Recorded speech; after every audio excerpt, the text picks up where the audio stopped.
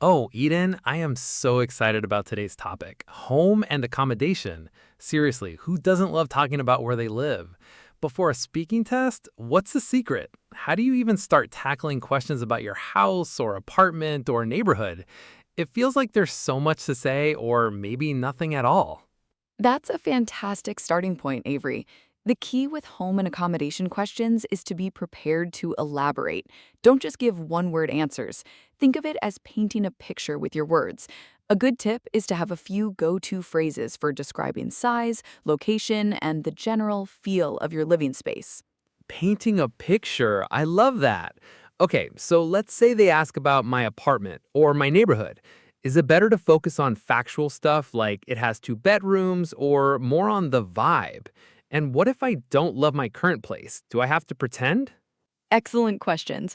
While facts are good, the vibe is what makes your answer memorable and shows off your vocabulary. For an apartment or house, describe the rooms, your favorite spot, or unique features. For a neighborhood, talk about the amenities, the people, or the atmosphere. And no, you don't have to pretend. You can honestly say what you appreciate and what you might change, which shows a more sophisticated range of expression.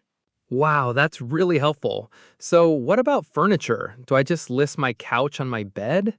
And the big one, dream home. How do you talk about a dream home without sounding completely unrealistic or just boring?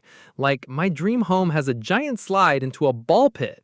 For furniture, rather than just listing items, describe why certain pieces are important to you or what style you prefer. For example, my antique armchair is my favorite spot for reading.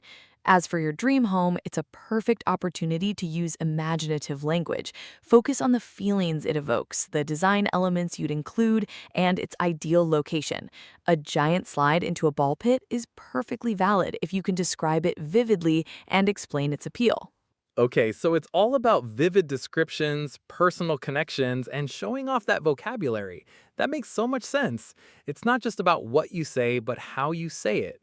Thank you, Eden. That's seriously brilliant advice. I'm actually excited to talk about my slightly too small kitchen now. Precisely, Avery. By engaging with the topic personally and using descriptive language, you'll not only provide a more interesting answer, but also demonstrate a broader linguistic range. Remember, the goal is to show the examiner you can communicate effectively and express complex ideas about a familiar subject.